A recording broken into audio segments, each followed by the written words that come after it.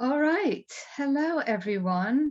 Good evening, or good afternoon, or good morning, depending on where in the world you are. I'm assuming you are from all over. I'm going to start, if you'll allow me, with some technicalities, without which no Zoom session is quite complete. I know this is a National Library lecture nominally, but as far as I'm concerned, we will be spending the next hour or so learning Torah. And that perforce is an act of intimacy. Now, unfortunately, few things are less intimate than a Zoom room. So I'd like to ask you if you will humor me in trying to create a Beit Midrash environment as much as we can by please turning on your videos so I can see your lovely faces and so we can at least pretend to be sitting together in one room. And thank you for those of you who have already turned on their cameras. Those of you who haven't, please do. I really would love to see you and not have to shout into a void. Thank you, Ruth and Marla, and Alessandra and Anna. Secondly, I do not intend for this to be a monologue. I have no intentions of being a talking head for the next hour or so. I hope we can achieve some form of dialogue. Now, we are a very large crowd, so I'd like to ask that at least for the beginning, we restrict the dialogue to the chat window. I will be asking questions and expecting you to give me brilliant answers. I also welcome your questions. Please do use the chat box for this purpose. If you've typed in a question and I've overlooked it, Doron will bring it to my attention at the end of the lecture. Also, I'm going to be sharing my screen for text, but for those of you who'd like independent reign and to jump back and forth to a source sheet whenever you'd like, I am now sharing a link to the source sheet in the chat window. And Doron, perhaps you can share it in a few minutes' time, just so the latecomers have access to it. And lastly, there will be time for Q&A at the end. I believe Doron has mentioned that. I will also be grateful for your assistance in reading text, again, so you're not subjected to the sound of just my voice for the next hour. I will occasionally be asking for reader volunteers, and when I do, please raise either your physical hand if we can see you, or your electronic hand, which is even better, and then Doron or myself will call on you and unmute you, and you will be able to do some reading for us. And so with that, let us begin. Unmasking the Women of the Talmud. This lecture is part of a longer project which I've been working on for some years now, and sorry, one moment. Under the following claim: very often when the rabbis tell stories of rabbinic women, they will invoke an anti-feminine archetype in order to subvert or deconstruct it. And the story I'd like to study with you for the next hour is a case in point. Since the beginning of time, or at least since the beginning of humankind, women have always been divided, forced into two opposite binary stereotypes: the good woman and the bad woman, the maternal and the immoral, the saintly and the seductive, the pure and the promiscuous. Now, this phenomenon, which later comes to be known as the Madonna whore paradigm, really cuts across the board in the ancient world, and anywhere we look, we find traces of it. And to give you a very, very cursory overview, let's look at some pictures from some famous Madonna whores in ancient cultures. And I will share my screen for that purpose. So, if we begin with number 4, we have Jewish folklore. On the one hand, we have Eve, the first mother, the woman who brought life into this world, the helpmate to Adam. On the other hand, we have Lilith, Adam's original disobedient demon wife, according to sources from late antiquity, and the woman responsible for death, for infant mortality. Moving down from Judaism to Christianity in number 4, we have the twin Marys. On the one hand, we have the Virgin Mary, the paradigmatic Madonna. On the other hand, we have Mary Magdalene, the the prostitute. Although I should say today it's contested, we're not entirely sure. Historically, she was a prostitute, but this is how Christianity had her for very many centuries. Classic Madonna, classic whore. Greek culture, Homer. This is number 5. On the one hand, we have Penelope, the loyal wife who waits for years and years faithfully for Odysseus to come home to her. And on the other hand, we have Circe, the witch who seduces Odysseus and turns his men into pigs. So wherever we look in the ancient world, and there are plenty more examples, you have to take my word for it, whatever the culture, whatever the mythology, whatever the folklore, woman could either be Madonna or whore. There was no middle ground. In fact, in the ancient world, this paradigm was so pervasive, it exceeds mythology and folklore and becomes an actual split or division in the household. And this is number 6. Demosthenes, the famous Greek orator, says, "Mistresses we have for pleasure, and wives to bear us legitimate children and be our housekeepers." It was not at all rare in the ancient world for men to have 2 women, one for procreation and the other for sexual gratification. Now, some of you, I imagine, are thinking, yes, but that was the ancient world. Today, we are far beyond it. And to a certain extent, that is true. In the many centuries that have intervened, the Madonna whore paradigm has been refined, it's been sublimated, but it hasn't gone away entirely. And again, to give you a very, very broad cultural survey, I'll be showing you a few examples. And if you think of any others, please do share them in the chat window. The Middle Ages, famously, Dante in the Divine Comedy gives us Beatrice, the saintly woman who guides Dante through paradise, and on the other hand, the shameless whore who he encounters in purgatory. Moving to some more modern texts, the quintessential British novel Vanity Fair gives us, on the one hand, Amelia Seedley, the very loving, very loyal, very self-sacrificing mother, and on the other hand, the manipulative and rather sexual Becky Sharp. Moving across the pond to America, Gone with the Wind, we have Melanie Hamilton, as you can see, a mother and a very pure, very sweet creature, as opposed to the mercenary and manipulative Scarlett O'Hara. And then right down to the 20th century, one filmmaker to make extensive use of the Madonna whore paradigm is Alfred Hitchcock. And most notably in Vertigo, he takes one actress to portray 2 opposite Madonna and whore-like characters, Madeline and Judy. And this is Kim Novak from Vertigo. Moving on in number 11, you'll see here QE2, Queen Elizabeth II, and her sister, Princess Margaret. I could tell the English among you, and I think there are some. I taught this lecture a few years ago in England, and I asked the audience, can you think of any Madonna whore pairs? And immediately the answers came: Elizabeth and Margaret, Diana and Fergie, Kate and Meghan. So it seems that the Madonna whore paradigm is alive and well in the British royal family, or at least in the way we look at it and what we project onto it. And then finally, and arguably the most famous Madonna whore pair of the 20th century, Jackie Kennedy and Marilyn Monroe. And in number 12, you will see a poster from a Mad Men episode where they devised a campaign with these 2 pictures of Marilyn and Jackie, and the slogan, "You're a Marilyn," in the slogan, "You're a Marilyn or a Jackie, every single woman is one of them." So that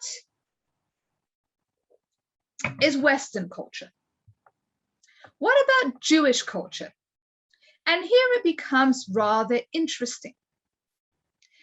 On the one hand, this practice described by Demosthenes of the taking of 2 women for the fulfillment of one's sexual and procreative needs is strongly condemned. It's not entirely forbidden, but it is strongly condemned by the rabbis as the height of immorality and injustice. In fact, when the rabbis try and pinpoint the sin of the generation of the flood, it is this sin that they point to. And at this point, Can I ask for a volunteer reader, please? If you'd like to read, please do raise your hand. And Dawn, perhaps you can help me locate a hand raiser somewhere so we can have a reader. Dawn, perhaps you can help me here because the setup is foreign to me. I can see panelists. Oh, I see Ruth. Can we unmute Ruth, please? Dawn. And thank you, Ruth. Okay. Ah, there we go. Thank you very much. And I'm going to ask you to read the following midrash for us in number 13. Okay. Oh, it's a bit small for me. Is there any way? I will make it larger. That is not a problem. How's that? Okay. You can also enlarge it in your own computer if you go to the top and click on View Settings and then go into Zoom and raise the percentage. Okay. Zoom to fit. Okay, there we go. Okay, I can see it. The men of the generation of the flood used to act thus. Each took 2 wives, one for procreation and the other for sexual gratification. The former would stay like a widow throughout her life, while the latter was given to drink a potion of roots so that she should not bear, and then she sat before him, made up as a harlot. Thank you. And this, say the rabbis, this is the sin that destroyed the world, the keeping of 2 women for these 2 opposite needs. We also have an interesting rabbinic anecdote, and that is the second source in number 13. If you would continue, please, Ruth. You can keep yourself unmuted. You'll be talking a lot now. I'm sorry, I muted her. Yeah, let's keep Ruth unmuted.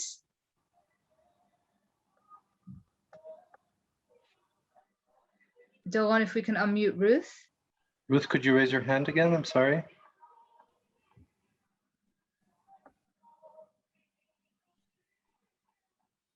There we go.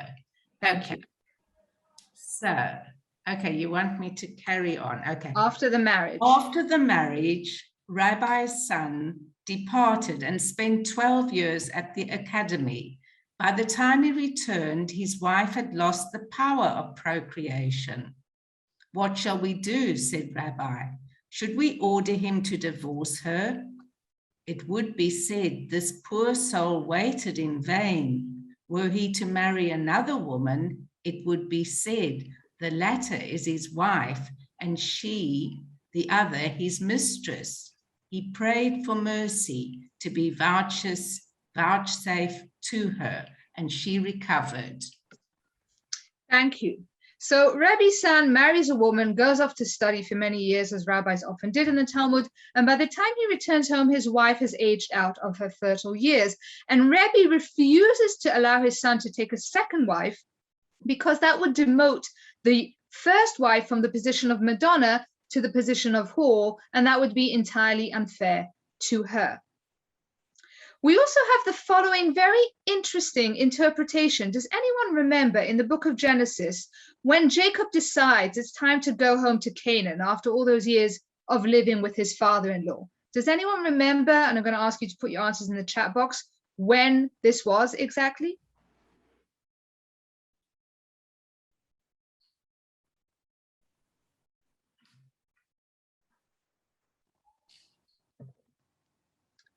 Anyone? I will say, in the off chance that somebody's typing their answer, yes, I am aware of the fact that the source sheet is disabled. If anybody would like a printable version, you can email me. My email is on the source sheet, and I will send you a specialized one. No, something actually happens to make Jacob decide that it's time to go home. Does anybody remember what event that was? And I do appreciate the Carmen reference. This was after Rachel has her first son. And one interpretation is that Jacob was nervous that if he were to go home to Israel and introduce his father to his 2 wives, one of whom was very beautiful and had no children, and one of whom was quite plain and had many children, his father might think that he too committed the sin of the Madonna whore paradigm. So we see that the rabbis strongly object to the Madonna whore paradigm in practice. In theory, however, the Madonna whore paradigm still very much pervades classical Jewish texts. And again, to give you a few brief examples, in the Bible, this is perhaps most obvious in the book of Proverbs, which establishes a very clear distinction between the goodness and the dedication of the Madonna and the brazenness and the danger of the whore. And Ruth, if you could read the first two paragraphs in number 14, please. A woman of valor, who can find, for her price is far above rubies. The heart of her husband trusts in her, and he shall have no lack of gain. She doeth him good and not evil all the days of her life. She brings her bread from afar. She rises while it is yet night and gives food to her household. The lips. So those are the opening verses of the famous Eshet Chayil, detailing the many qualities, essentially, of the Madonna. Cut to the great danger of what Proverbs calls the foreign woman, but we might call the whore. Continue, please, Ruth. The lips of an immoral woman drip with honey, and her words are as smooth as olive oil.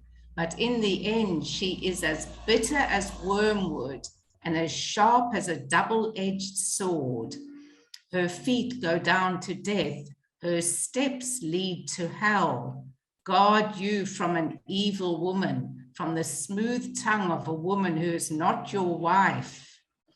Do not desire her beauty in your heart. Do not let her captivate you with her eyes. Thank you. Moving on to rabbinic literature, where we can see in certain places the argument made that if you are not a Madonna, if for some reason you are not cut out to be a wife and mother, necessarily you will fall into the category of whore. And that's the third source in 14, please, Ruth.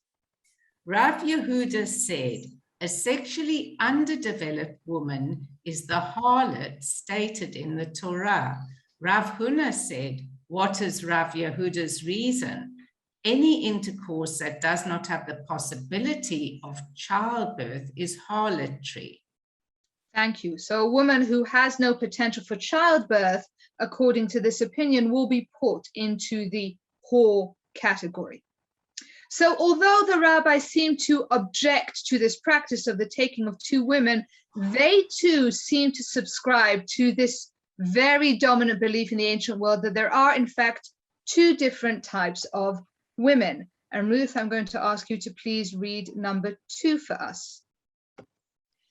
Since the beginning, we find two opposite feminine stereotypes: the positive, loyal, moral woman who is beloved, wise, and charged with the preservation of the family unit and cultural continuity, and by contrast, the sensual, attractive woman who is independent, lascivious, enticing, self-indulgent, and loyal primarily to herself.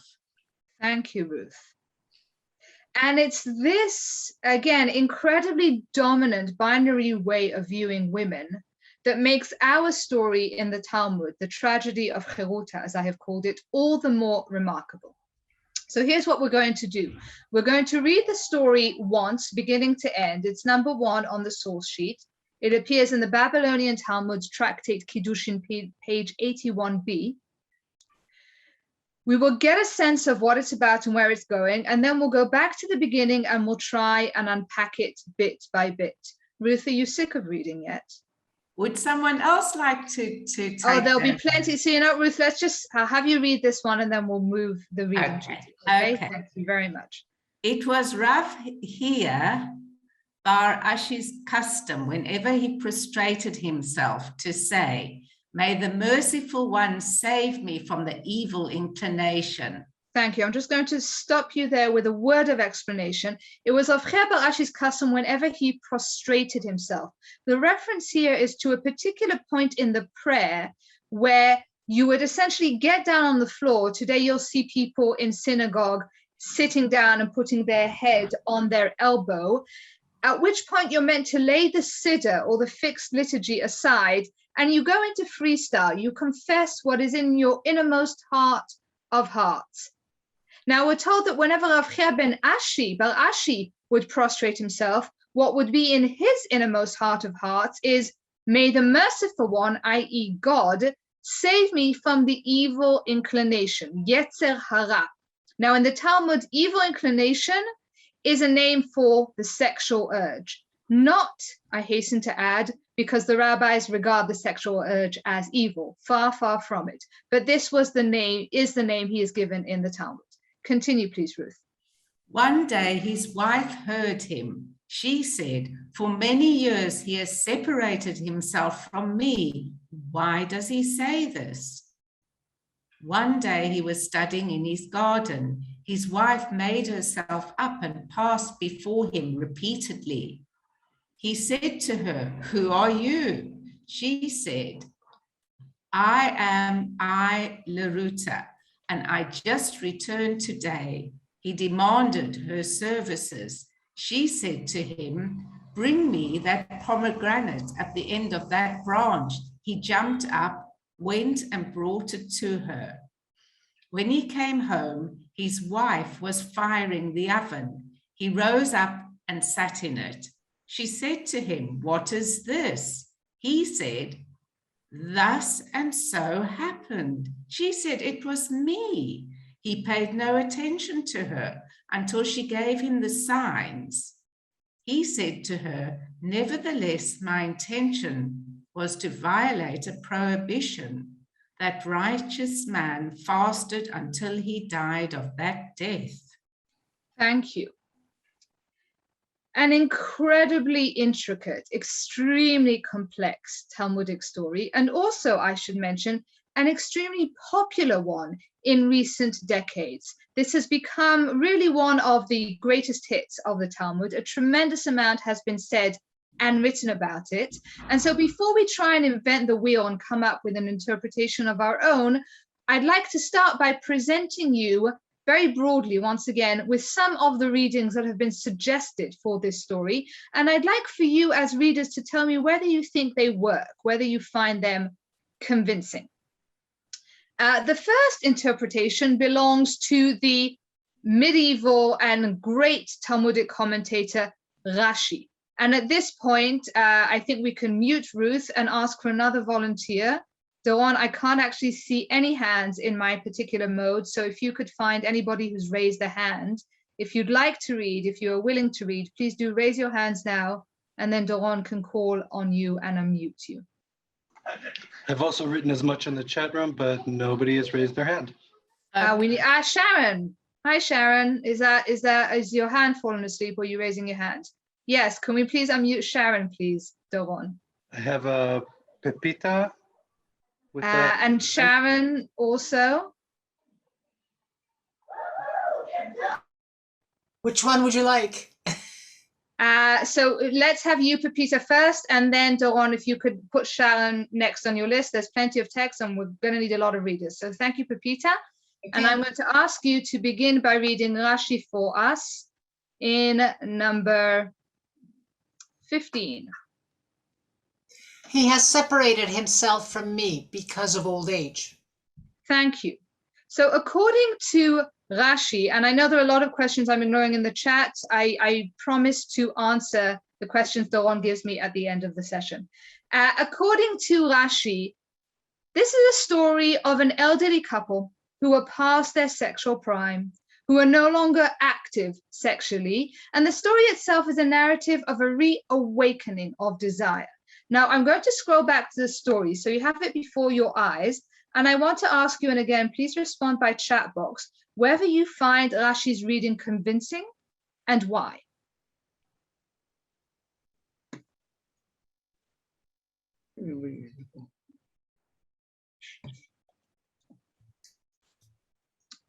Anyone?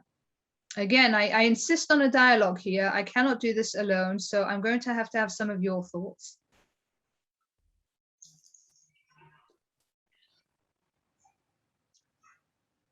Line 2. Does that not at all convincing? I agree, but why? Correct, and that's the text I want you to be focusing on, Eliana. Why does line 2 contradict Rashi's reading or confirm Rashi's reading? I agree. I think there are certain things in the story that contradict Rashi's reading, but I'd like for you to tell me what they are. Good, very good, Aaron. Clearly not a man past his sexual prime if he has to pray daily to be protected from the evil inclination. This is clearly a man still struggling with a sexual urge, which is very much alive and well. Rashi's reading, Eliana, is that this is an elderly couple. Anything else that contradicts this reading, that this is a couple of 80 or 90 years old?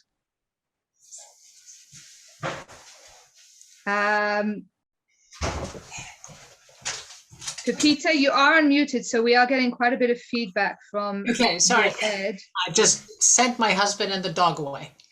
Wonderful. Men have no business learning Talmud. He doesn't okay, we'll talk about that. We'll talk about that. He jumps for the fruit. Very good. This is a man who climbs the tree at some point in the course of the story. So clearly not an elderly couple. So with tremendous respect that we have for Rashi, we're going to lay his reading to one side and move on to his second reading, a modern reading. This one belongs to a great rabbinic literature scholar by the name of Shulamit Valo from the University of Haifa. And Shulamit Valo follows the very important rule in rabbinic literature that rabbinic stories must always be read in context. And so what Valo does is she zooms out and she reads the stories that come directly before this story in Tractate Kiddushin. This story comes at the end of a very lengthy story cycle. We have 3 pages toward the end of Tractate Kiddushin of one narrative after the next describing stories of sexual transgression and seduction. And 2 stories that come almost directly before our stories, which I'd like for you to read, Pepita, for us, please, are the stories in number 16. Rav Meijir used to scoff at transgressors. One day, Satan appeared to him in the guise of a woman on the opposite bank of the river. As there was no ferry, he seized the rope and proceeded across. When he had reached halfway along the rope, he, Satan, let him go, saying, "Have they not proclaimed in heaven, 'Take heed of Rav Meir and his learning'? I would have valued your life at 2 maas." 2 ma'az, I should just say, is tuppence or 2 cents, depending on your local currency. Continue, please, Pepita. Rabbi Akiva used to scoff at transgressors. One day, Satan appeared to him as a woman on the top of a palm tree. Grasping the tree, he went climbing up, but when he reached halfway up the tree, he, Satan, let him go, saying, "Have they not proclaimed in heaven, 'Take heed of Rabbi Akiva and his learning'? I would have valued your life at 2 maas." Thank you. Valo reads these 2 stories, which again come directly before our story of Heruta, and says there are several similarities between the story of Heruta and these twin texts. And once again, by chat, what are some of the similarities?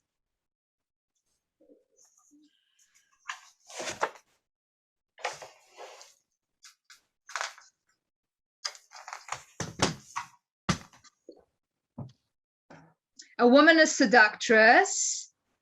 We'll get to the name Heruta, we must discuss it, but not just yet. Jumping up, acting like young folks, very good. Any other similarities?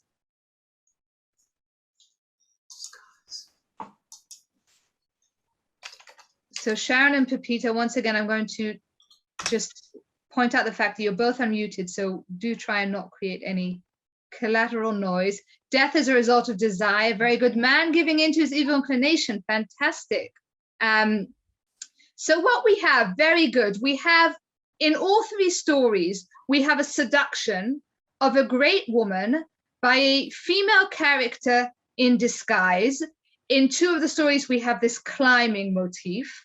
And so what Valo says, our story really is just a continuation of this trajectory It is an ensnaring and an undoing of a great rabbi by a treacherous femme fatale who in our story just happens to be that rabbi's flesh and blood wife. And this is what she says in number 17, Pepita, please.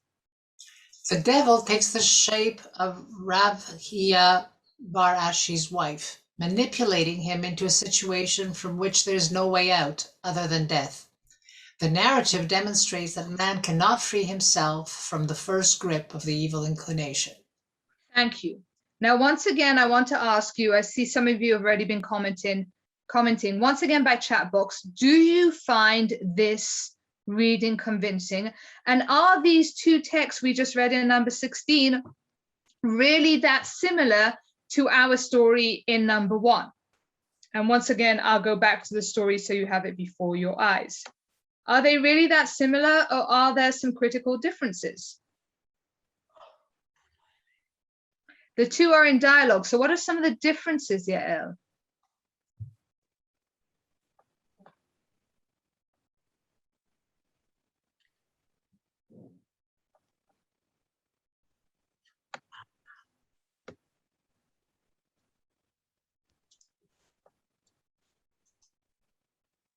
Good, very good. Okay, so to sum up some of the things you've written down. First of all, a very supposedly simple point, but not at all simple.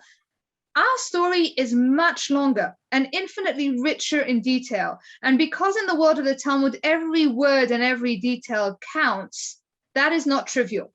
Our story seems to be far more complex than the two texts we just read. That is one. Two, in the two texts we just read, there is a last-minute narrow escape. The seduction isn't carried through, as opposed to our story where, and it's easy to miss, but the seduction is in fact carried to fruition.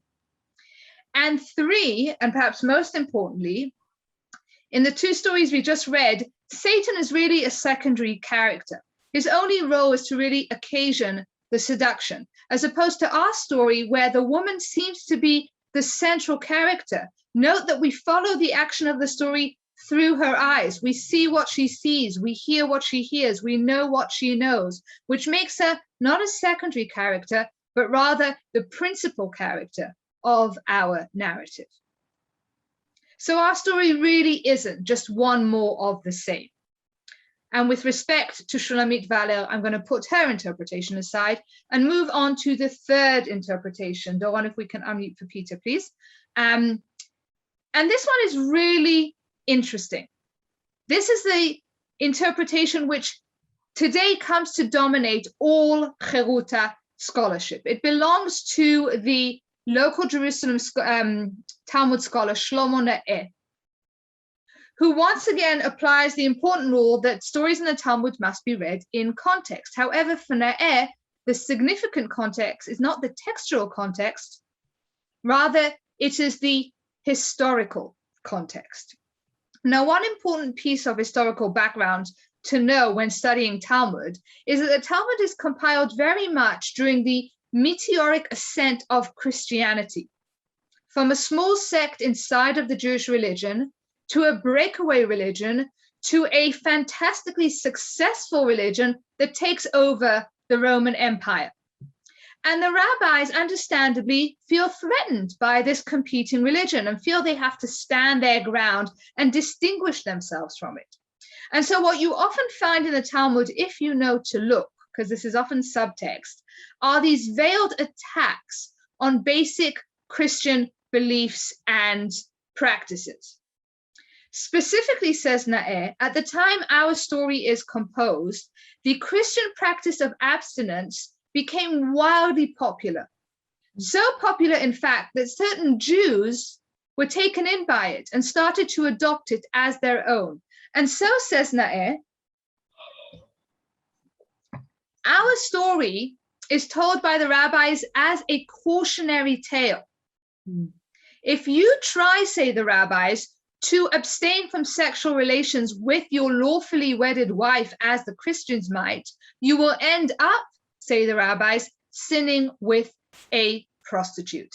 And Pepita, let's read Shlomo Naeh in number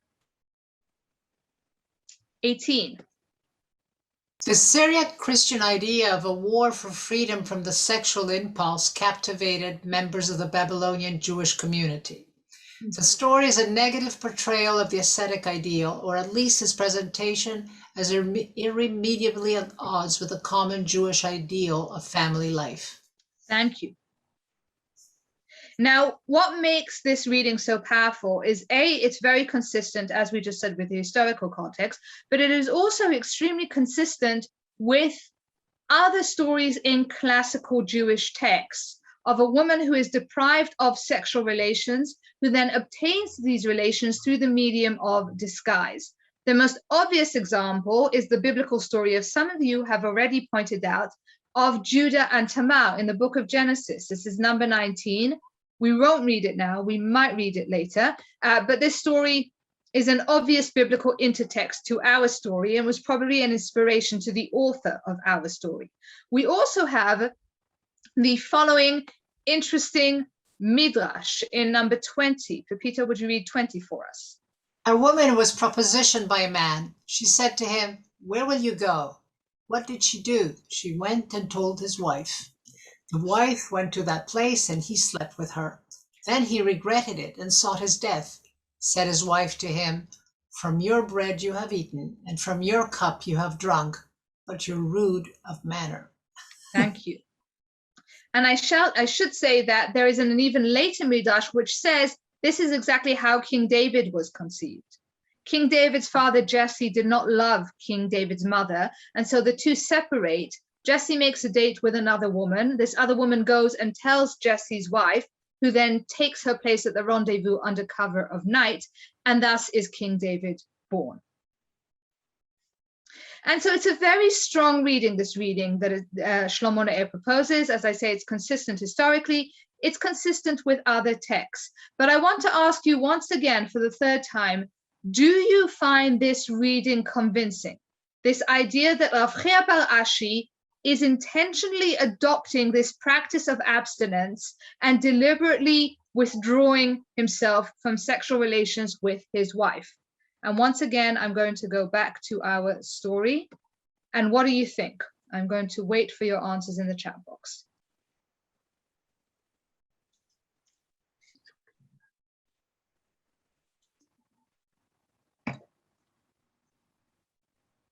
Is everyone happy with this reading? Can we go home? Because I have to tell you, I'm not. I have one very basic problem with this reading, convincing though it may be. I agree, Suzanne. There's certainly something more personal going on there, although I think marital abstinence will always have a personal dimension.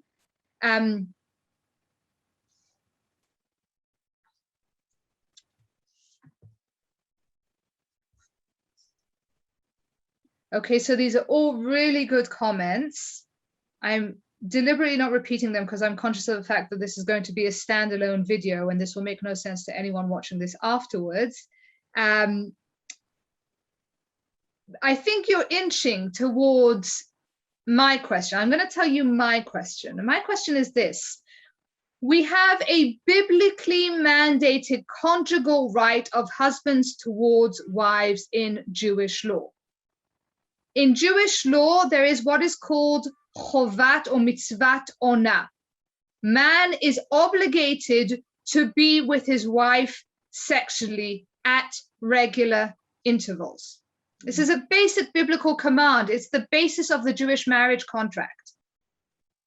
Can it be that a man, not a simple Jew, a rabbi, Rav Chia bar Ashi, who was a head of a yeshiva, can it be that he elected to simply ignore this very basic biblical commandment? And why does the wife not address this blatant violation of her marital right, especially once she learns of her husband's struggle to persist in it?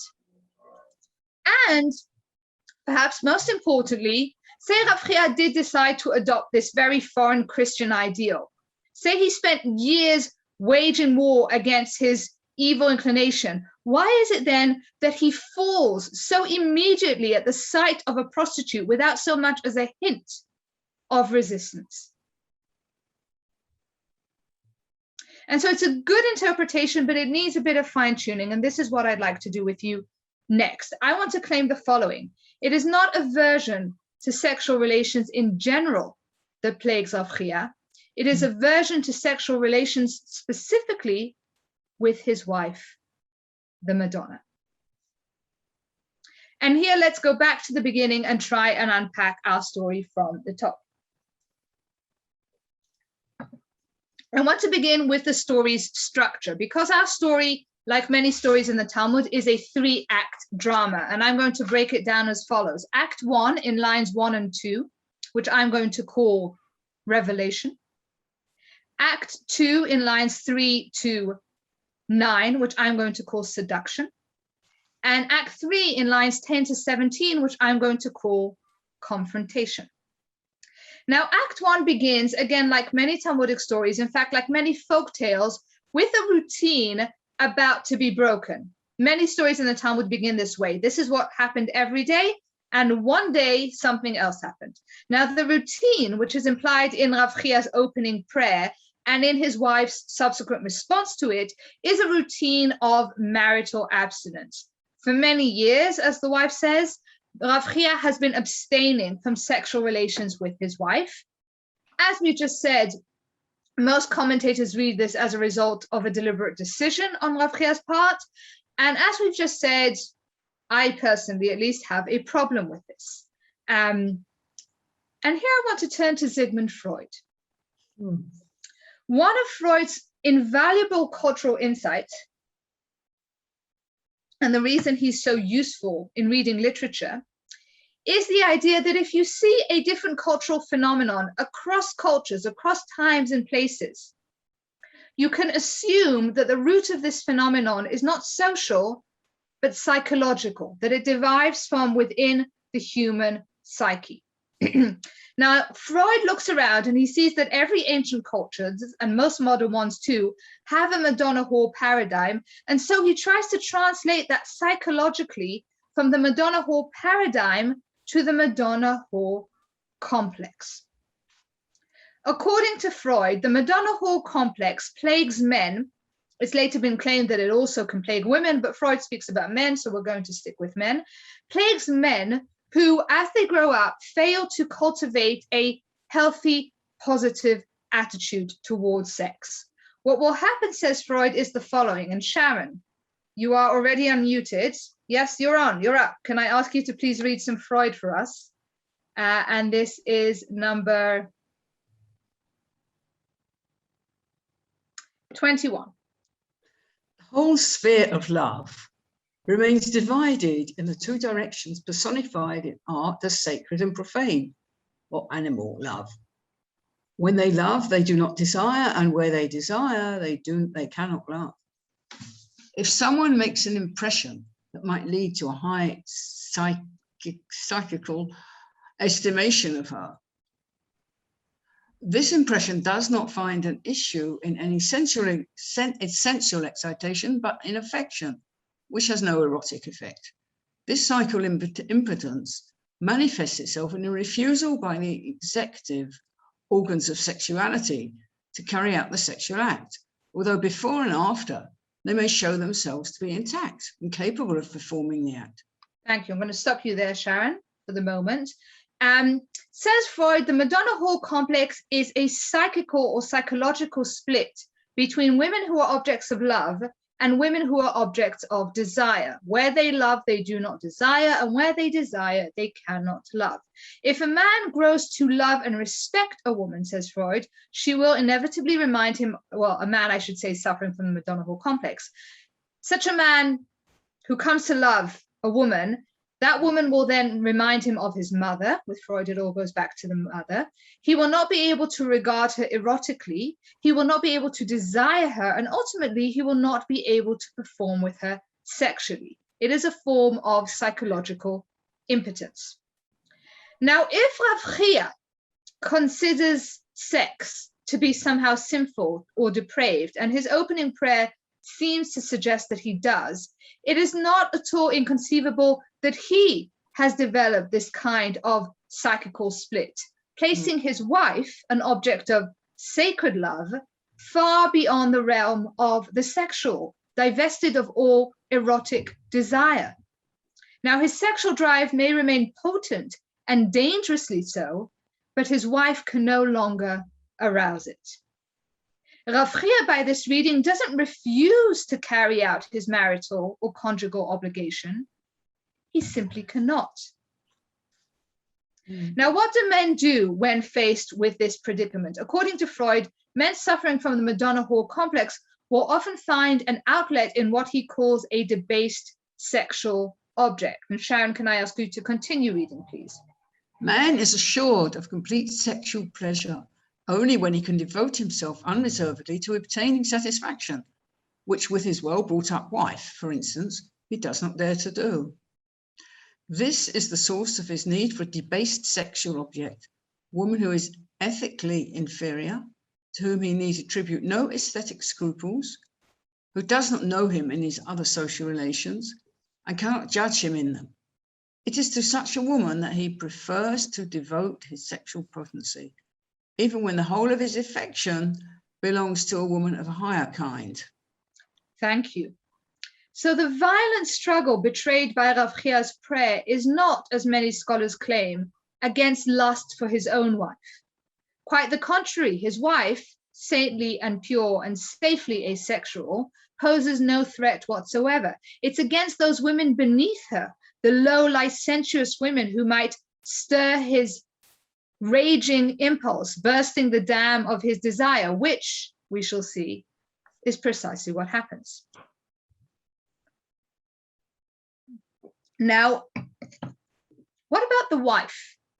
And I'm going to go back to the story. How does she regard her husband's many-year abstinence from her?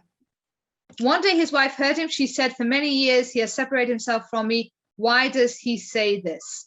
What emotion, again by chat box, do you read in this sentence? And I see various people have sent me direct messages. I cannot at this moment answer them, so please do. I'm going to let you see my email address, which is my name, and you can email me, and I promise to answer. Confusion, good. Frustration, I would say, cannot understand why. Good, I would say on a very basic level, surprise. Evidently, this is a woman who believed her husband to be far beyond the throes of carnal passion, some sort of holy man who has fought his sexual urges and won. As such, the wife might have agreed to waive her conjugal right, and that is a woman's prerogative. She can waive her conjugal right, yielding to what she believes to be her husband's wishes. And I want to say that this is where the full tragedy of the Bar Ashi's marital life lies. A husband and wife, each contending with unfulfilled sexual needs, each believing themselves to be alone in the struggle. For what makes this situation all the more pitiable is the apparent inability both of Rav Chia and his wife to talk about it. Neither can bring themselves to tell the other how they're really feeling. Throughout all of Act 1, and I grant you it is short, but throughout the entire act, Rav Chia and his wife engage in no dialogue whatsoever. Rav Chia prefers to confess his yearning in prayer, afraid perhaps that if he made such an admission to his chaste, Madonna-like wife, she might despise him. And the wife, for her part, cannot bring herself to tell her holy man of a husband of her desire for fear of incurring his contempt. So it's not just sexual relations that Rav Chia and his wife abstain from, it is all relations. Until this routine is, quote unquote, one day broken. Overhearing Rav Chia's desperate plea, the wife realizes how wide the gulf between them has become, how her husband is no more a holy man than she is a Madonna, how his secret desire is mirrored, or her secret desire is mirrored by his. What doesn't she do at this point? Again, by chat box. What would we expect her to do? What would be the normal response in such a situation?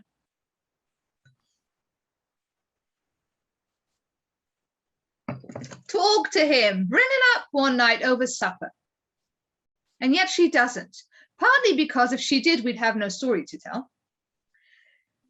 But I would argue she intuits that her husband is so far gone, is so consumed by this Madonna whore complex, that talking to him at this point would be completely futile. Her husband will not touch her as long as she remains a Madonna in his eyes, and to bring down the wall between them, she must become a whore instead. Act 2, seduction. We're in line 3. Act 2 opens with a second mention of one day, and this is a second, even more radical break in the routine. One day, Rav Chia was studying in his garden. The action is transported from the order and civility of the home to the garden in all of its wildness and disorder.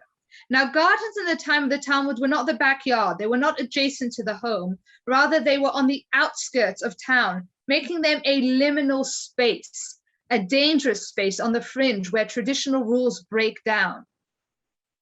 We also know in the world of the Talmud, rabbis don't study in gardens. It's hardly ever found. The only other times rabbis study Torah in gardens is when they're actually discussing agricultural law. So the lush surroundings and ultimately the feminine seduction and the plucking of the fruit, all this, correct Yael and Judy, bear ominous connotations to the Garden of Eden story, another very obvious biblical intertext to our narrative. Rav Chia's controlled, celibate world is about to descend into sin. And just as the scenery changes, so is our heroine transformed. From a compliant, self-sacrificing housewife, she becomes an independent, enticing whore. Like the wanton women of the generation of Noah we just read about, she makes herself up as a harlot. In fact, the Aramaic word used here is kishta, which is generally used in the Talmud to denote female preparation for sex.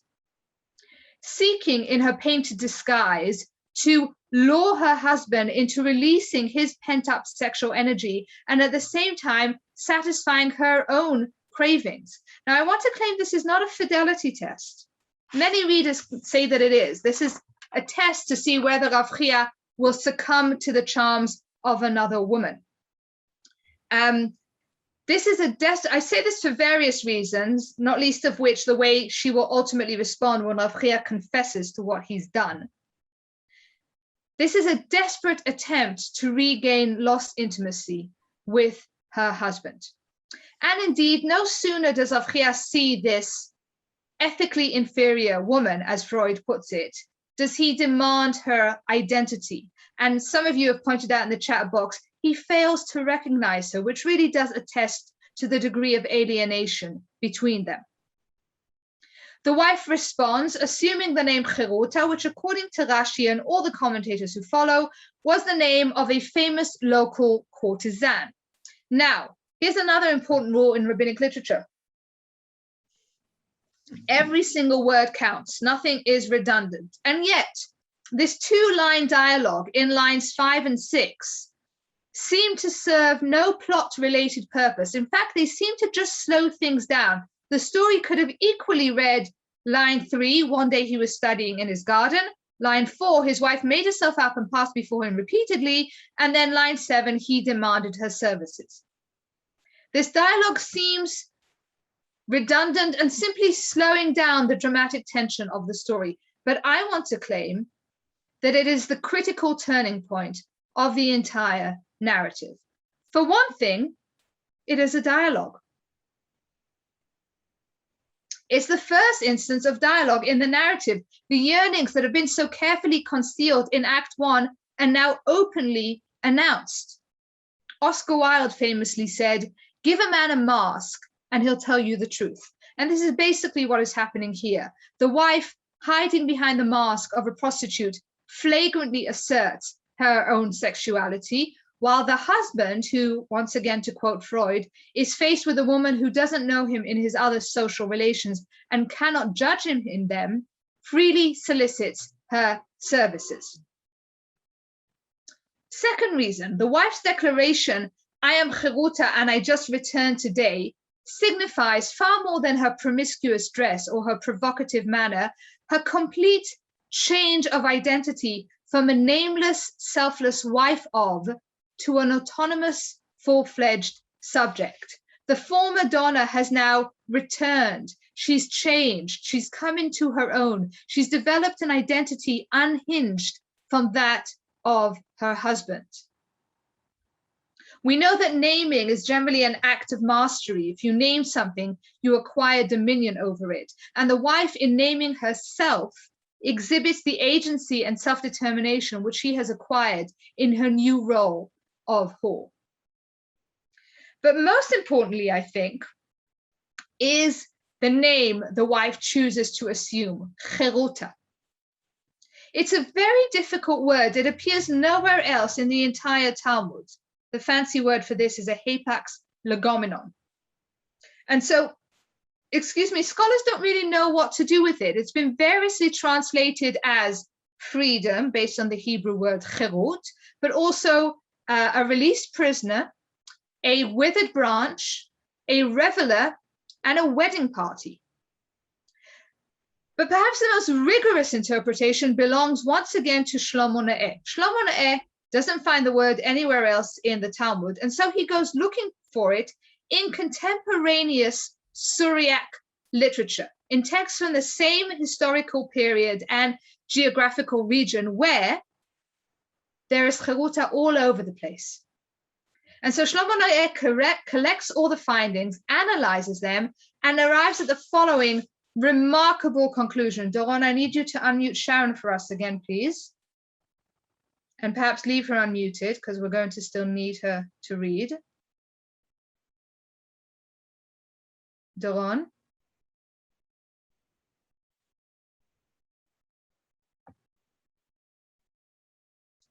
Sharon, I don't suppose you can unmute yourself. Ah, there you are. Great, thank you. And I'm going to ask you to read another excerpt from Shlomo Naeh in number 24. The word is remarkable for its Janus-like duality of meaning. On the one hand, it reflects a life of self-control and suppression of impulses, the celibacy and dignity that are the obligation of the social class of free persons. On the other hand, it expresses the enticements of the sort of freedom that entails unrestrained behavior, debauchery, and licentiousness. Thank you. Says Naeh, Heruta is a pun. It plays on the double meaning of liberty as freedom to and freedom from.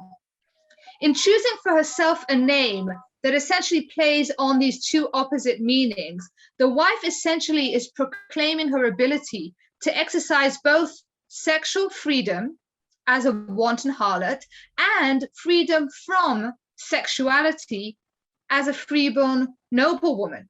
The choice of the name Heruta conflates these two categories of Madonna and whore by essentially meaning both. And as such, the name is a microcosm or a synecdoche of the story as a whole. But going back to our story, all these nuances are completely lost upon Rav Chia, who is unable to contain his evil inclination 1 minute longer. He lays aside the Torah he's just been studying, and he propositions the prostitute. Now, the word that is used here in the Aramaic is tva'ah, which is not just sexual solicitation. It is specifically solicitation for sex of a particular coarse or animalistic kind. And this, once again, perfectly consistent with what Freud tells us about the sexual behavior of those men suffering from the Madonna whore complex. And once again, Sharon, I'm going to ask you to read some Freud for us in number 25. Men who do not usually show much refinement in their modes of behavior, men whichever do not usually show much refinement in their modes of behavior in love. They have retained perverse sexual aims whose non-fulfillment is felt as a serious loss of pleasure, and whose fulfillment, on the other hand, seems possible only with a debased and despised sexual object. Thank you. But going back to our story, our heroine is no longer a compliant housewife. And so before yielding to Rav Chia's demand, she requires that he bring her a pomegranate from the uppermost bough of the tree. If her plan is to succeed, if she is to cure Rav Chia from his Madonna whore complex, she has to be able to prove her identity to him after the deed is done. Rav Chia, his desire aflame, scrambles up the tree, plucks the fruit, hands it to his wife, and the narrator modestly draws the curtain on the scene. The seduction, we can only infer, has succeeded. Act 3, confrontation. Line 10. With the opening of Act 3, the plot has shifted back into the decorum and order of the home, and our heroine, accordingly, has slipped back into her role of devoted housewife.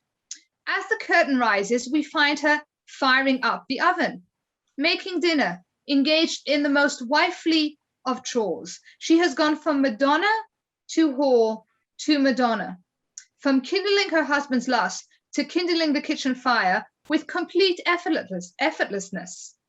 She is dignified and sensual, demure and amorous, proper and passionate. All of these feminine binary opposites seem to completely dissolve in her person.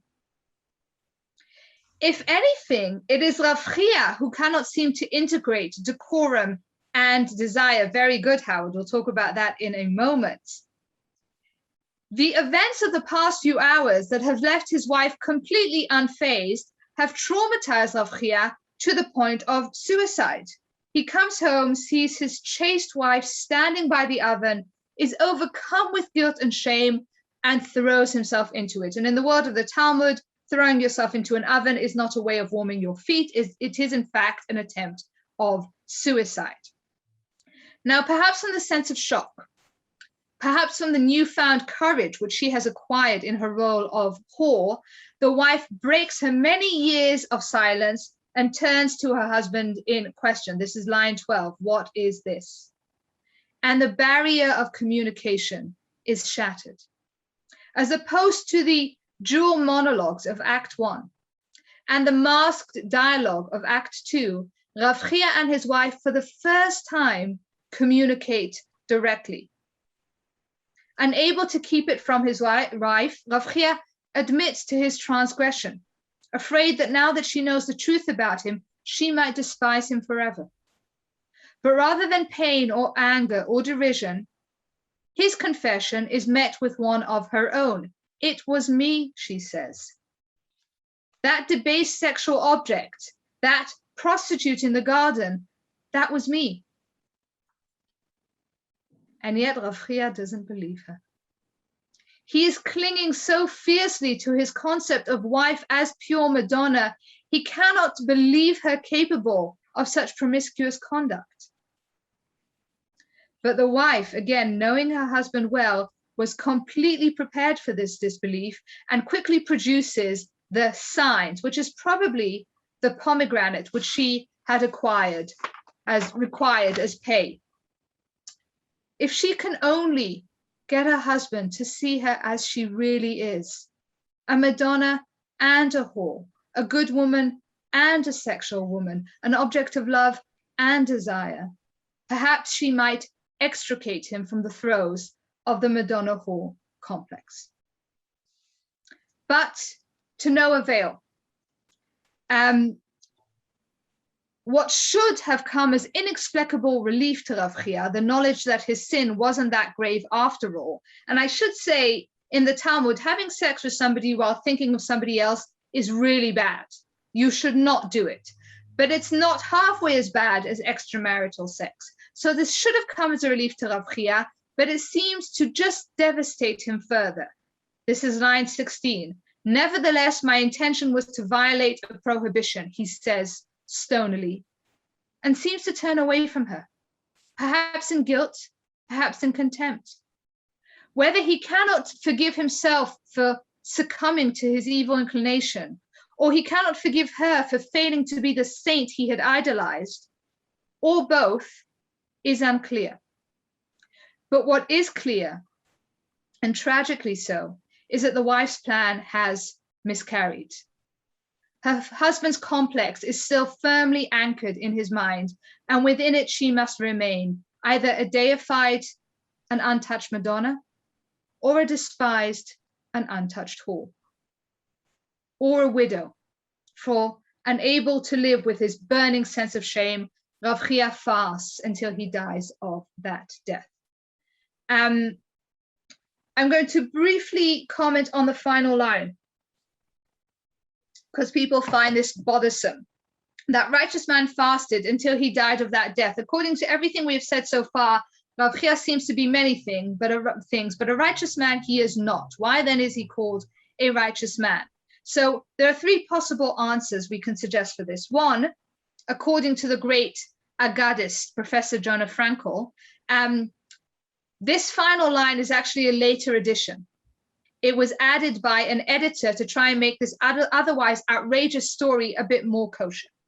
That's one possible explanation. Another one is that when the rabbis use the word that righteous man, tzaddik, it's often with more than a hint of irony, as witness the fact that they keep calling righteous Joseph, who also comes quite close to sexual transgression. But the third answer that I'd like to suggest goes back again to the Tamar and Judah story. So we won't read it for lack of time, but I will put it on our screen, because as many of you have noticed, there are several similarities between the Tamar and Judah story. And I've gone past it. Where am I? Several similarities between the Tamar and Judah story and our story. In both cases, we have a woman deprived of her rightful sexual relations. In both cases, we have a disguise as a prostitute. In both cases, we have a seduction, a demanding of pay, a death by fire. And in both cases, the woman goes from Madonna to whore with a simple change of dress. So very similar stories, two diametrically opposite endings. Because while the story of Tamar and Judah ends with birth, a new life, our story ends with death. And I want to suggest that where these two stories diverge is precisely where Judah says, Tzadka mimeni, she is more righteous than I. His ability to acknowledge that.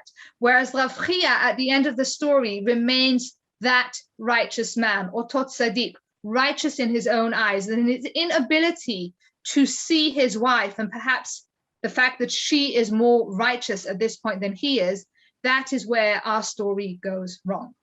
Because there was tremendous potential here for redemption, which gets lost. But I want to make one final comment on the story, and then I will end, and then we can have questions. Up to now, we've seen how our story, on the level of plot, by showing us the tragic results of the Madonna whore complex. On the level of character, by presenting us with the character of a woman who is both Madonna and whore.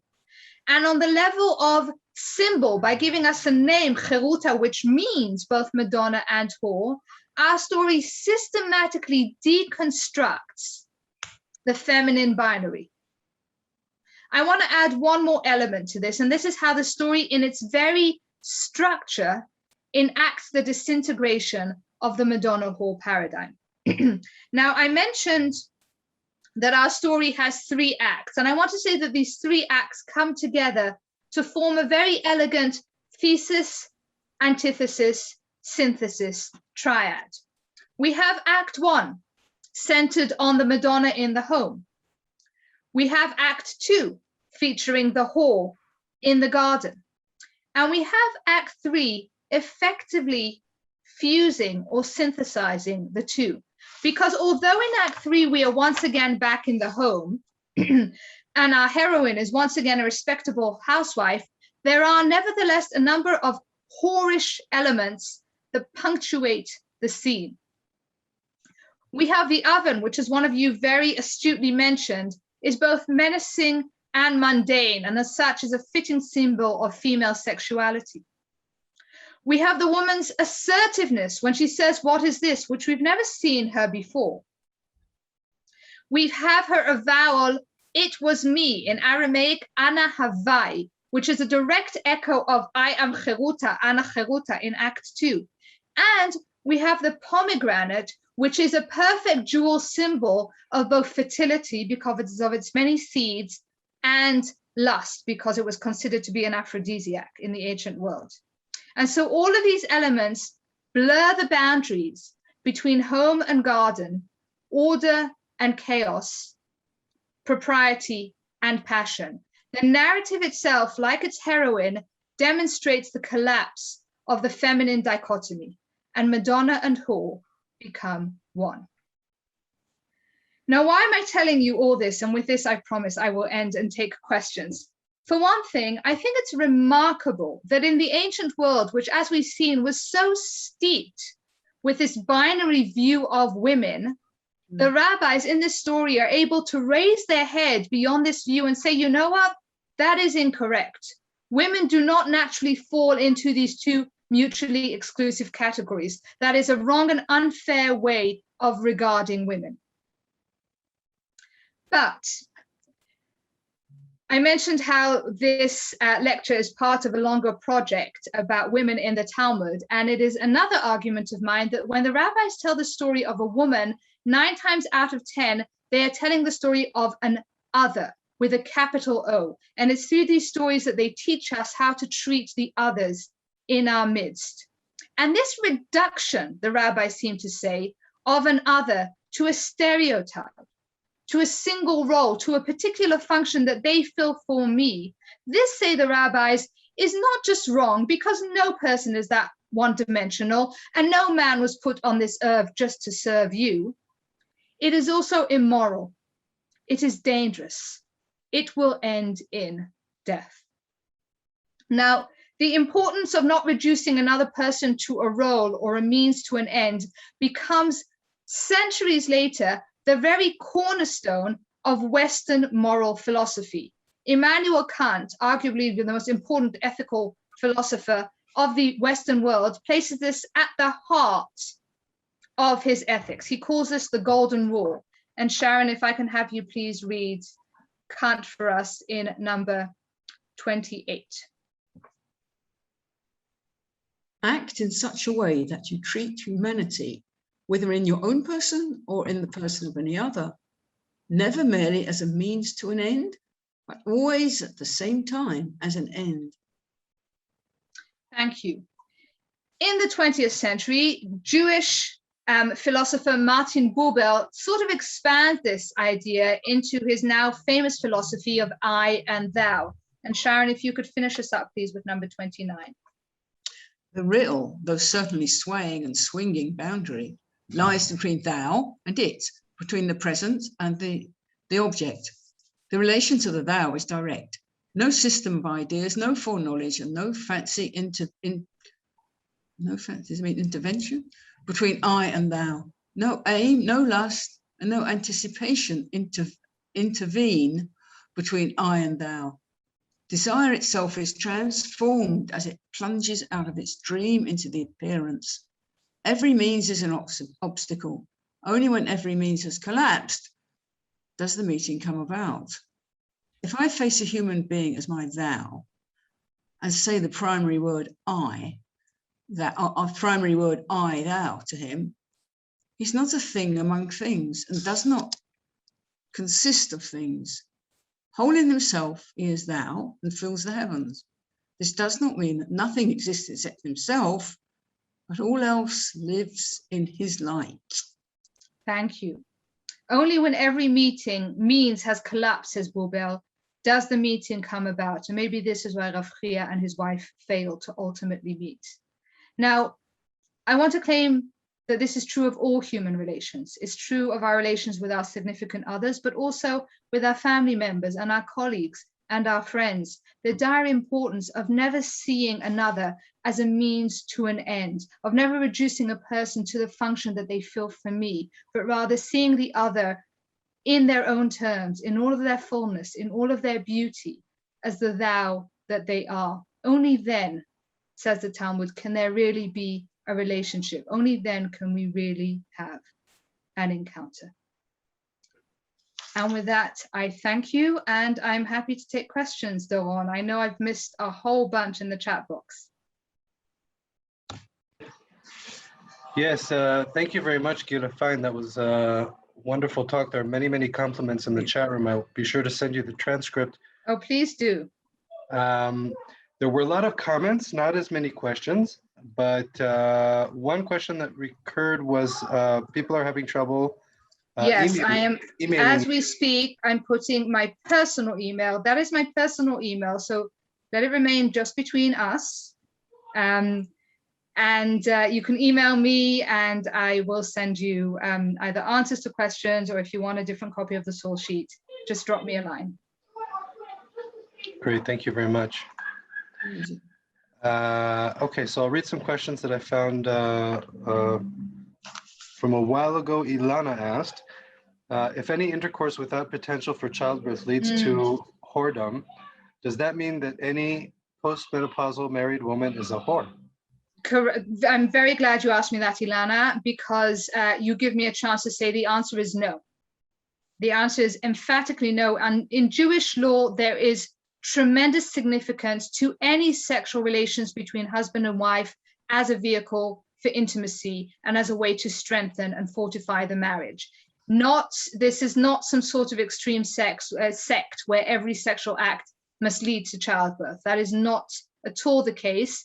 There is this one opinion, which I cited earlier, that if a woman cannot have children at all, that kind of puts her in the category of prostitute. But even there, as we've seen from the story of Heruta, there are other opinions in the Talmud where that is not at all the case. But emphatically, not every sexual act within a marriage has to end in childbirth. So thank you for letting me make that clarification. Thank you. Eliana confessed that it was asked as a joke, but it was a very good clarification regardless. Irene asked, is Heruta fulfilling both roles of wife and seductress? You answered that. Howard said, isn't our story derivation of the Judah Tamar narrative? You answered that as well. Yael asked, how did he not recognize his wife? Did he respect her and not want to behave in a sexual deviant way with his wife? So it's a really good question. I know there are some people who like to say, oh, actually they knew who they were all along and they were role playing. I don't think that's quite a consistent reading, because he wouldn't then be so devastated after the deed was done. He wouldn't attempt to commit suicide. I think when a man suffers from this Madonna whore complex, where he really cannot regard his wife as erotic in any way, he then won't be able to see the prostitute in front of him as his wife. It's really this mental block that he has, which the wife tries to break down, and as we saw, is unsuccessful. Thank you very much. Aviva asked, isn't this very Augustinian in that a sin is in thought and not just in action? Yeah, correct. And I think if you want to find anti-Christian sentiment in this story, it's not just in this idea of abstinence, it's in this idea that the greatest sins occur within the mind, which is not at all a Jewish idea. Judaism is very act-centered. So this idea of nevertheless my intention was, it's not that Judaism, and certainly rabbinic law, has tremendous place given to intention, but it never overrides the action itself. Thank you very much. Ilana asked, can you explain his sin? Did he vow to her, or he could never forgive himself for what he did?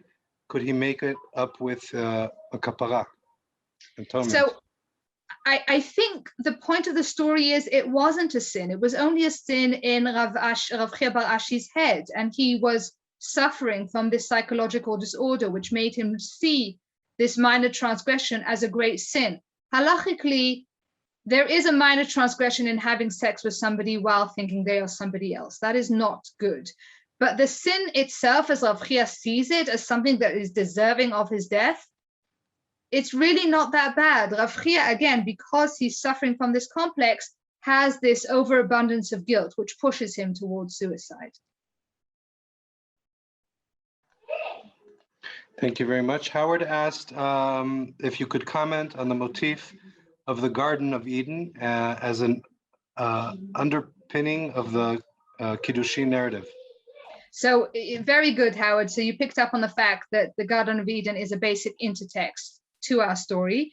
And I think it's there to evoke this idea of a perfect world that somehow descends into sin. But as we know also, you find that interesting division there between Christianity and Judaism, where Christianity sees this as this awful, original, irredeemable sin, whereas Judaism says, okay, it's a transgression, it got us kicked out of the garden, but it's not the end of the world in the way that Christianity regards it. And you might be able to apply that to our story as well. Thank you very much. Aviva asked, are there any women who are represented as more complex beings? Well, I think the woman in our story is very much. Full disclosure, a project that I've been working on for a while and may or may not, please God, actually see the light of day, is about the 6 named women of the Talmud, because very few women of the Talmud actually have their own name. And if you look at the women who do have their own name, they are all so beautifully complex and just deliciously elaborate, and really a lot of fun to explore. So yes, any woman in the Talmud who has her own name, I would say, give her story a proper reading, because chances are you'll enjoy it. Booyah is a case in point, correct. Thank you again. Felice asked, what might the rabbis today be teaching on this Talmud entry? What would the rabbis today might be teaching on this Talmud entry? If you mean the more right-wing rabbis, well, it's I think quite tragic. Stories in the Talmud have been traditionally ignored throughout Jewish history. If you go to any traditional yeshiva, to this day, they will sort of read the legal discussions of the Talmud. They'll get to a story such as this one, and they'll skip right over it to the next legal discussion. And they really don't pay a lot of attention to these stories, partly, I think, because these stories can be so wonderfully radical and so uncomfortably subversive that if you're more sort of conservative and right-wing, it's very hard for you to come up with an interpretation. So you might say, like, Ashi, okay, this is an elderly couple. But if you're really going to take the story seriously, it does present you with some radical truths, which in certain parts of the Jewish world are quite uncomfortable, which, is tragic for them, but it's great for people like me because I get to do that, and it's so much fun. Fagi asked, wasn't Rabbi Chia well known for giving his daughters some good sex education before their marriages? Oh, I think you're referring to Rav Chisda, who has quite a bit of sex ed to his daughters. But different rabbi, more or less, both Babylonian, kind of around the same period, but two different characters.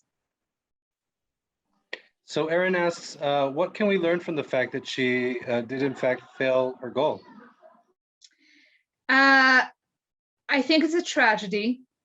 I think it's less about her and more about Rav Chia, who at this moment, as I say, when she says it was me, the story had a beautiful potential for a happy end at that moment. He could have embraced her and said, oh, my dear wife, and how long we have been separated, and what a waste of time, and let's make up for lost time. And they could have really come together if he had been like Judah, able to say at that moment, Tzadka mimeni, she is more righteous than I. If he were able to see her, as I said, as she really is, both Madonna and whore. But his stubborn refusal is what leads to the tragic end. And I can say that I once taught this, I gave this lecture with a very accomplished psychologist in the room. And he came to me later and he said that originally psychoanalysis did a lot with shock therapy. you'd sort of go digging through hypnosis for the trauma, and then you'd yank the trauma out into present day reality. And what psychologists realized was that that was too traumatic and too difficult for the patient to handle. They wouldn't be able to assimilate it, and it would cause damage. So you don't do shock therapy of that kind anymore. And he likened the wife's treatment here to some sort of shock therapy. He said it was too violent. It could have only destroyed the Avchia at this moment. And what he should have done is gone through for many months of therapy, which unfortunately I don't think was an option for him back then. Thank you so much, Gila. Fine. Again, there are many, many compliments in the chat room. I'll be sure to send you the transcript. I will open microphones so that people will be able to ask any further questions. Just say hi and thank you. From me, thank you all for being here from all over the world. Thank you for joining us this evening. Hope to see you on the next events. Thank you once again, Gila. Laila Tov from Jerusalem. The microphones are open. Thank you, Gila, and thank you, Doran. It's been absolutely fascinating, as per always. Thank you. Thank you. Daraba, Laila Tov. Laila Tov. This was really interesting, and thank you very much. I hope to see more of these sessions. Thank you. Aviva did share something personal. She says something personal. As a Haredi Kala, I learned that a man who satisfies his wife before himself, he will deserve having sons. Being the mother of 4 daughters and 1 son, I would say that there are exceptions to this advice. That's funny. So Aviva is referring to a piece of Talmud that basically describes, well, the mechanics of the sexual act. And it basically says that if a man climaxes before the woman, there will be sons. If the man climaxes first, it will be daughters. And if the woman climaxes first, it will be sons. And many people read that as a form of sexual etiquette, as in the husband has to really try and satisfy his wife. But actually, lovely as that reading might be, what the Talmud is essentially expressing here is a biological truth. There was a belief in the ancient world that male bodies were simply warmer than female bodies. Yeah. And so if the male was inside the female for long enough to warm up her body, the fetus would be a male fetus. And if the man was not long enough inside the woman to warm her body up adequately, the fetus would be a female fetus. Right, I learned that afterwards, but it's really wonderful. It's wonderful to hear this analysis, especially that you connected it to psychoanalytic ideas. You made a wonderful connection. I would say shkoyach. If I could just add to what you just said, that from what I understood biologically, that if a woman ovulates first, then the fetus will be male. And if when intercourse takes place, is actually dependent on who comes first, as in the ovulation or the seed. So right. So I think that's essentially, yes, it's the same piece of Talmud depending on how you read it. But again, I would say, as much as we'd like to say, oh, this is about sexual etiquette and a man sort of being careful to please his wife, it's probably more biological claim than anything else. Thank you so much. It was fantastic. I look forward to hope that you will give more talks about women in the Talmud. It was absolutely fascinating. Thank you. Gila, all I want to say is if they allowed men into Pardes, I would be your best student ever. Avram, they allow men into Pardes and you should come. I was assuming they didn't, but my point is it was an awesome presentation. It was just so amazing. Really, I cannot imagine anyone else doing what you do. It's so fantastic. So much esoteric wisdom, knowledge that we rarely find anywhere else. So kol hakavod, it was so fantastic. If you have any books on Amazon, I'm going to go buy them right now.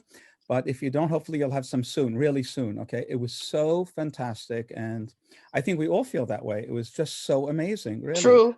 I learned so much tonight. It was amazing. Thank you so much. Thank you, Avram, very It was a much. mitzvah for all of us, for all Klal Yisrael. It was amazing. Yes, yeah. Very amazing. Thank you. Especially that very, sex very is not outside of religion. Oh, no. That's very No, no. important. Very important. Thank you. And Avram, you're very welcome to come to Pardes. And as I say, I'm working on a book. It's please God, one day. But I put in the chat window my website. If you want to stay in touch that way, you can subscribe. It's simply gilafine.com. Thank you so much. Thank you. Thank you. Fantastic, really. No words. It was so fantastic, really. Once again, thank you all, and thank you, Gila and Laila Tov. Thank you, Doron. Laila Tov. Laila Tov. להתראות. להתראות.